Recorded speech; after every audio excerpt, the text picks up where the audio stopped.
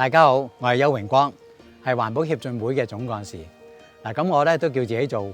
蝴蝶效應師嘅喎。鳳園蝴蝶保育區已經成立咗20週年啦。究竟我哋行過條咩嘅路，經歷咗啲乜嘢？我喺度同大家一一嚟做分享。鳳園坐落於大埔市郊區，僅距離大埔市中心2公里，係香港乃至整個亞洲著名嘅賞蝶勝地。早喺1980年，呢片約42公頃嘅土地就被列為具特殊科學價值地點，展現咗其非凡保育價值。2004年，政府推出咗新自然保育政策，並將鳳園評定為需優先加強保育地點。根據統計資料顯示，鳳園擁有超過200種蝴蝶品種，佔全香港總數嘅90%之多。其中，印度馬兜鈴同埋歡躍青藤係常鳳蝶同埋燕鳳蝶幼蟲嘅主要寄主植物，而呢兩款珍貴嘅植物都可以喺鳳園裏面揾得到，更受到林區及郊區條例嘅嚴格保護。由環保協進會設立嘅鳳園蝴蝶保育區喺2005年成立，自同年11月起，喺環境及自然保育基金嘅鼎力贊助之下，環保協進會展開咗一項別具意義嘅計劃，以管理協議方式保育鳳園谷具特殊科學價值地點內具高生態價值嘅私人土地，而直至2021年，呢個計劃係由鄉郊保育資助計劃資助。呢項計劃致力於更有效咁樣去管理、保護同埋利用鳳園嘅豐富生態資源，守護呢片充滿生命力嘅自然瑰寶。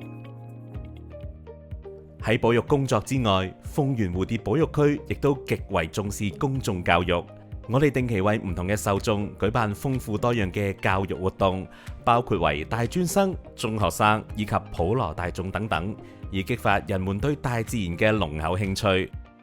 並且提供沉浸式體驗自然機會，以提升環境保護同埋生態保護嘅意識。過去20年，其中一項令人引以期待嘅活動就係每年一度嘅蝴蝶嘉年華，吸引咗成千市民參加。市民透過遊戲、攤位同埋展覽等等，去深入認識蝴蝶嘅習性同埋生態。而另一個重點活動就係香港觀蝶大賽，藉由認識蝴蝶之美，市民能夠培養對自然生態嘅欣賞同埋關懷，以喚醒大家肩負起保護生態環境嘅重要責任。我哋更加唔局限於鳳園之內，而係積極走入社區，喺18區嘅商場、學校等地打造蝴蝶園，將點連成線，再擴展成為面，令到整個香港都覆蓋住安然嘅生命力色彩。此外，新界西北部嘅小冷水為具特殊科學價值嘅地點，呢度曾經喺上世紀70年代作為堆填區，並喺90年代關閉。本會透過復育計劃，將小冷水建立成為蝴蝶保育區，建立蝴蝶棲息地，吸引更多本地同埋越冬蝴蝶嘅物種，大幅提高該處嘅生物多樣性。本會亦都喺保育區以及其他生態熱點進行生態普查同埋全面嘅環境監測，透過有系統化地收集、整合同埋分析豐富嘅數據，深入洞察生態環境嘅奧秘，從而推動相關嘅保育工作。呢項工作涵蓋咗蝴蝶普查、鳥類普查、植物普查、夜間爬行類和兩棲類普查、蛾類普查以及多方面嘅環境監測，為香港自然生態同埋環境貢獻一份重要力量。作為地球村嘅一員，我哋無法置身事外。我哋踏遍全球，同來自日本、台灣、澳門以及馬來西亞等地嘅保育專家進行咗深入嘅交流。同時，我哋亦都同唔同地區嘅組織簽訂咗合作備忘錄，例如係深港蝴蝶保育連線，攜手為世界環境貢獻力量。而一直喺香港機構、學校推行嘅蝴蝶園認證計劃，亦都擴展到馬來西亞，藉住呢個認證制度，去建立同埋維護有效嘅自然生態，供蝴蝶棲息以及繁衍後代。此外，氣候異變同埋全球暖化，亦都係當今世界面對嘅最嚴峻考驗，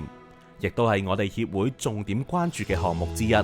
我哋將會繼續通過研究同埋保育，去喚醒大眾對呢啲問題嘅關注。過去我哋出版咗一系列有關蝴蝶嘅實用書籍，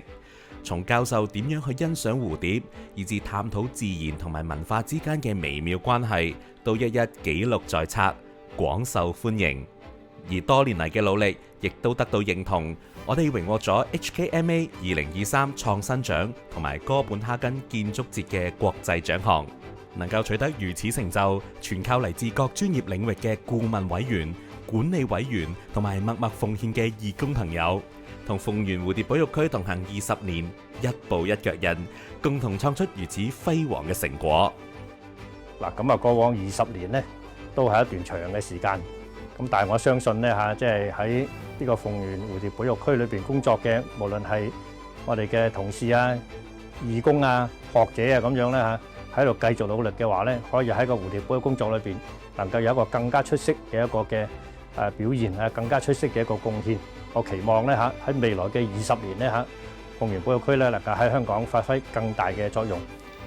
嗱，喺20年嘅過程裏邊咧，我哋真係好多謝好多人嘅幫忙啦。無論係政府啦、義工啦、同事啦，好多嘅機構嘅幫手